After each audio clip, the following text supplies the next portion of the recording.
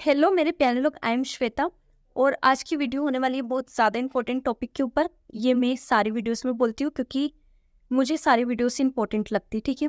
तो अगर आप लोग मेरे चैनल पे नए बने हैं या मुझे फर्स्ट टाइम देख रहे हैं तो सबसे पहले तो मेरे चैनल को सब्सक्राइब कर लीजिए। और अगर आपको ये वीडियो पसंद आती है देखने के बाद तो प्लीज़ इस वीडियो को लाइक करना मत भूलना और कमेंट ज़रूर करना।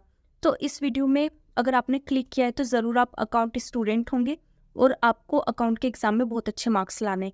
और अगर आपने अभी तक कुछ नहीं पढ़ा है, आपको अकाउंट का ए भी नहीं आता है, और अगर आपने पढ़ लिया है लेकिन फिर भी आपको और भी ज़्यादा अच्छे मार्क्स लाने हैं, आपको टॉप करना है, तो ये वीडियो आप लोगों के लिए, ठीक है। आप मेरी भी इस वीडियो को देख के बहुत अच्छे मार्क्स से पास हो सकते हैं, ठीक है।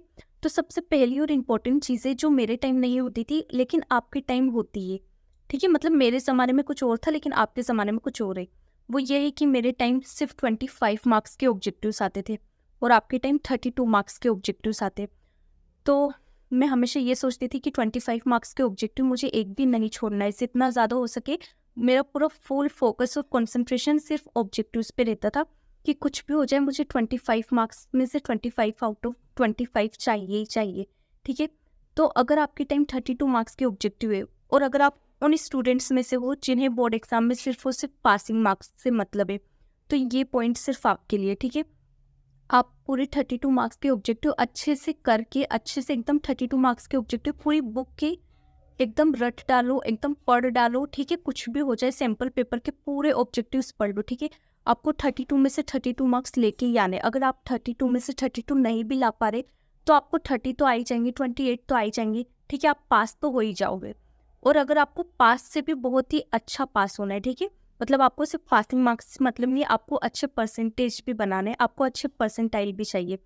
तो उसके लिए आपको मेरे जितने भी सारे पॉइंट्स मैं बताऊंगी वो सारे पॉइंट्स आपको फॉलो करने पड़ेंगे। तो दूसरी और इम्पोर्टेंट चीज़ें, अगर आपको अकाउंट का ए भी नहीं आता है, ठीक है, आपको अकाउंट का एक भी क्वेश्चन ही नहीं आता है, आप सोचते हो कि भले आपने एडमिशन ले लिया लेकिन आपने इतने अच्छे से कभी पढ़ा ही नहीं है, लेकिन फिर भी आपको बोर्ड एग्जाम में अच्छे मार्क्स लाने, ताकि सब सोचे अरे इसने तो पढ़ा नहीं लेकिन फिर भी इसके इतने अच्छे मार्क्स कैसे आ गए। और अगर ये बात नहीं है फिर भी, ठीक है, तो दूसरी और इम्पोर्टेंट चीज़ है कि आपको जनरल एंट्रीज पर पूरा फुल फोकस करना है। वो इसलिए क्योंकि जनरल एंट्रीज में से बहुत सारे क्वेश्चंस आते हैं, बहुत सारे नहीं तो फिर भी थोड़े बहुत तो आ ही जाते हैं। तो अगर आपको जनरल एंट्रीज नहीं आती है, ठीक है, आप सोचोगे जनरल एंट्रीज सिखाएगा कौन, तो यूट्यूब पे बहुत सारी वीडियोस है और जनरल एंट्रीज बहुत ज़्यादा ईजी होती है कि कोई भी इंसान एक दिन में सीख सकता है। और अगर आपने यूट्यूब की एक एक दो दो घंटे की वीडियो रहती है और छोटी वीडियोस भी रहती है, अगर आपने उन वीडियो को देख लिया तो आप आधे दिन में ही सीख सकते हो, ठीक है। और जनरल एंट्रीज पे हमेशा जनरल एंट्रीज के चैप्टर पे एक पेज होता है जिसमें डेबिट और क्रेडिट चीज़ें लिखी रहती है कि डेबिट साइड कौन सी चीज़ आएगी और क्रेडिट साइड कौन सी चीज़ आएगी। तो आपको वो चीज़ें तो बिल्कुल याद ही कर लेना है, एकदम दिमाग में आपके छप जानी चाहिए कि डेबिट साइड क्या आएगा और क्रेडिट साइड क्या आएगा। और अगर आप सोच रहे हो कि आपसे याद नहीं होता है या नहीं पढ़ा जा रहा है तो ज़िंदगी भर याद नहीं करना है, सिर्फ 3 दिन के लिए कर लो ताकि आपका एग्ज़ाम अच्छा जाए और आप पास तो हो ही जाओ, ठीक है। और आपको ना जितनी भी चीज़ें, जब भी आप अकाउंट का चैप्टर, जब भी आप अकाउंट की बुक ओपन करते हो, जो सबसे पहला चैप्टर होता है उसमें जो बेसिक बेसिक टर्म्स होती है, जैसे कैपिटल क्या हो गया, असेट्स क्या हो गई, ड्राइंग क्या हो गई, ये सारी चीज़ें आपको आनी चाहिए, जो नॉर्मल और बेसिक्स अकाउंट की टर्म्स होती है, ठीक है। क्योंकि क्या पता ये क्वेश्चन वन वर्ड में आ जाए या फिल इन द ब्लैंक्स में आ जाए, ये ट्रू फॉल्स में आ जाए या वेरी शॉर्ट क्वेश्चन में आ जाए, ठीक है। तो अगर आपको जनरल एंट्रीज भी आपसे नहीं हो पा रही है तो आप ये क्वेश्चन लिख के पूरे अच्छे मार्क्स ला सकते हो, ठीक है। 32 मार्क्स के ऑब्जेक्टिव तो हो ही गए। और अगर आपने ये क्वेश्चन भी, वेरी शॉर्ट क्वेश्चन भी अच्छे से कर दिए, ठीक है, आप ना जितने भी आपके सारे चैप्टर्स हैं, अगर आपके जितने भी चैप्टर्स हैं उनकी डेफिनेशन तो हमेशा याद ही रखो, क्योंकि ये जब भी वेरी शॉर्ट क्वेश्चन पूछे जाते हैं ना तो हमेशा आपके जितने भी चैप्टर्स हैं उनकी डेफिनेशन पूछी जाती है उसमें। और अगर आप सम नहीं हो पा रहे तो ऑप्शनल में हमेशा थ्योरी आती ही आती है, ठीक है।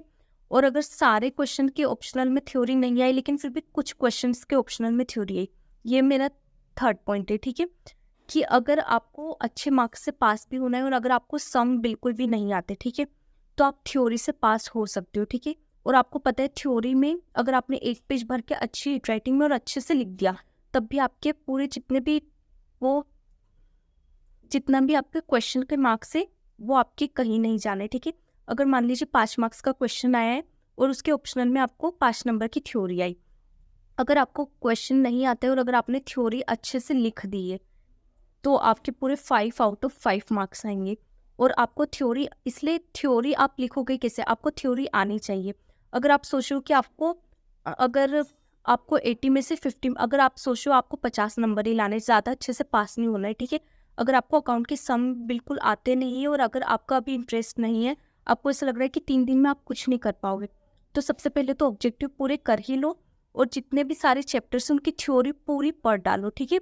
जितने भी, जैसे आपकी जो भी चैप्टर की हेडिंग है उसकी डेफिनेशन तो लिखी रहती, उसके इंपॉर्टेंस, डिसएडवांटेज, उसके ऑब्जेक्टिव्स क्या क्या है, ये सारी चीज़ें थ्योरी में लिखी रहती। तो ज़्यादा नहीं तो हर चीज़ के अगर एडवांटेज है तो उसके 5 पॉइंट याद कर लो, ठीक है, कि 5 पॉइंट एडवांटेज और डिसएडवांटेज के क्या क्या हो सकते। और अगर आपने 5 पॉइंट एकदम, अगर आपसे रटा भी नहीं जा रहा है तो आप मत रटो, उन 5 पॉइंटों का मतलब जो भी मीनिंग है वो समझ लो कि अगर एडवांटेज में 5 पॉइंट लिखे तो ये 5 पॉइंट उसके क्या एडवांटेज, मतलब जो भी एडवांटेज लिखे तो आप उस चीज़ को रिलेट करो कि ये कैसे उसका एडवांटेज हो सकता है और आप अपने ओन वर्ड्स में लिख जाओ, ठीक है, तब भी आपको फुल मार्क्स मिलेंगे। और जितने भी डिफरेंसेस होते, ठीक है, difference between this and this, तो जितने भी सारे डिफरेंस है ना तो उन सबको पूरा पढ़ के जाओ, क्योंकि जितने भी सारे डिफरेंस के क्वेश्चन रहते हैं ना वो ज़्यादा मार्क्स में आते हैं। हमेशा 5 मार्क्स का डिफरेंस का क्वेश्चन तो आते ही आता है और ये सारे एग्जाम में आता है, ये मेरे टाइम भी आता था और आपके टाइम भी आता है। तो जितने भी सारे डिफरेंस है वो पढ़ के ही जाओ, उनके हमेशा 6 से 7 पॉइंट तो याद ही रखो, ताकि अगर आप एग्जाम टाइम पे 1 पॉइंट भूल जाते तब भी आप 5 पॉइंट तो अच्छे से लिख के आ सके। तो हमेशा 6 या 7 पॉइंट याद करो, ताकि आपको 5 पॉइंट लिखना है तो एक हमेशा एक्स्ट्रा याद रखो, ताकि 1 पॉइंट तो हमेशा कोई ना कोई स्टूडेंट भूल ही जाता है, तो आप बचे हुए पॉइंट अच्छे से लिख के आ सको। और सबसे last last but not list, ठीक है, कि अगर आपको क्वेश्चन, जैसे मान लीजिए आपने कैश फ्लो का क्वेश्चन किया, डेप्रिसिएशन का क्वेश्चन किया, ये बहुत सारे आपने क्वेश्चन सॉल्व कर दिए, ठीक है, तो आपको ये सारे question step by step solve करने, ठीक है। ऐसा नहीं कि बीच में खिचड़ी पका दी, काटा पीटी कर दी, कुछ टेली नहीं हो रहा है या कुछ भी नहीं हो रहा है तो आपने उसको पूरा कट कर दिया, ठीक है। और कट करने वाली चीज़ स्टार्टिंग में बिल्कुल मत करो, ठीक है। और राइटिंग हमेशा हमेशा अच्छी रखो, क्योंकि अगर आपने कट करने वाली चीज़ स्टार्टिंग में कर दी तो जो भी एग्जामिनर होगा आपकी कॉपी चेक कर रहा होगा तो हमेशा आपका इंप्रेशन उस पर गलत जाएगा। और अगर आपकी राइटिंग अच्छी हुई, आपने स्टार्टिंग में अच्छे सजा के लिखा, ये मैंने पिछली वीडियो में भी कहा था, तो हमेशा आपको फुल मार्क्स मिलेंगे, ठीक है। ये चीज़ मैंने हमेशा नोटिस की है, मतलब बहुत सारे बच्चे जिनके मतलब अच्छे, क्या बिल्कुल अच्छे मार्क्स आने की उम्मीद ही नहीं होती, लेकिन फिर भी उनके 85% आते और स्कूल में हमेशा उनके 50 या 55% आते। तो उनका जो सबसे प्लस पॉइंट है वो हमेशा राइटिंग अच्छी लिखते हैं और कॉपी एकदम अच्छे से सजा के भर के आते हैं। अगर उन्हें क्वेश्चन जो भी सम है वो नहीं आते तो वो थ्योरी लिख के आते, ठीक है, लेकिन हमेशा अच्छे से सजा के लिख के आते, कुछ भी काटा पीटी नहीं करते, तो उनको उस क्वेश्चन के पूरे फुल में से फुल मार्क्स मिलते।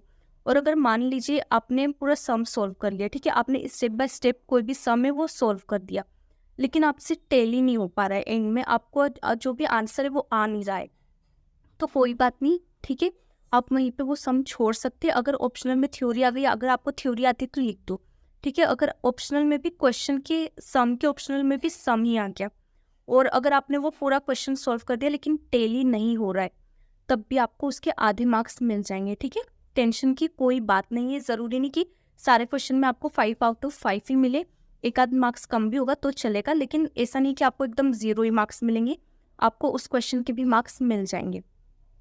और लास्ट जो इम्पोर्टेंट चीज़ है वो ये है कि मान लीजिए कि आपको थ्योरी भी नहीं आती, ठीक है, एक ऐसा क्वेश्चन आया कि आपको उसकी थ्योरी भी नहीं आती है, तो आपको, हाँ, और आपको ना थ्योरी आती है और ना आपको उसका सम आता है, लेकिन आपको उसका फॉर्मेट आता है, ठीक है, तो उस क्वेश्चन को बिल्कुल भी नहीं छोड़ना है, फॉर्मेट बना के आना है, ठीक है। अगर आपने उस क्वेश्चन का बिल्कुल सही से फॉर्मेट आपने ड्रॉ करा है, आपने पूरा सही से फॉर्मेट बनाया है और आपने लिख दिया है कि कहाँ डेट है, कहाँ पर्टिकुलर है, जो भी चीज़ें रहती है फॉर्मेट में वो आपने सही से लिखी है, ठीक है, तो आपको उस क्वेश्चन के आधे मार्क्स मिल जाएंगे, क्योंकि फॉर्मेट के भी दो, हाँ, 2 एंड या 2.5 मार्क्स रहते, ठीक है। तो अगर, और हाँ, सबसे लास्ट जो एक और चीज़ है कि आपको पेपर बिल्कुल भी नहीं छोड़ना है, ठीक है। जो भी हो, जो भी मन में आए, ठीक है। थ्योरी नहीं भी आती है, फॉर्मेट नहीं भी आता, तब भी कुछ ना कुछ तो लिख के ही आना है। जो गलती मैंने की वो आप मत करना, ठीक है। मैं हमेशा ये सोचती थी कि कहीं मैं गलत लिख दूंगी तो कुछ और मतलब मेरे मार्क्स कट तो नहीं जाएंगे, और इस चक्कर में जो लास्ट में मैं क्वेश्चन अटेम्प्ट करती थी और मेरा आधा पेपर छूट जाता था। आधा का मतलब आधा, 10-15 मार्क्स के मेरे क्वेश्चन छूट जाते थे, ठीक है। तो ये गलती आप बिल्कुल भी मत करना, ठीक है। आपको पूरा पेपर लिख के आना है, स्पीड अच्छी रखो, राइटिंग अच्छी लिखो, ठीक है। इतना भी नहीं कि एकदम स्पीड बहुत ज़्यादा ही तेज करती है और लास्ट में आपकी राइटिंग डॉक्टर जैसी आने लग जाए। तो अगर आपने ये चीज़ की है और अगर आपने सही सम सॉल्व किया है, ये सही क्वेश्चन की जो थ्योरी है वो लिखी है, तो आपके आधे मार्क्स कट हो जाएंगे, ठीक है। तो राइटिंग तो हमेशा अच्छी लिखनी है, और अगर आपने ये सारे पॉइंट्स को फॉलो कर लिया है तो आपके अच्छे मार्क्स आ सकते हैं।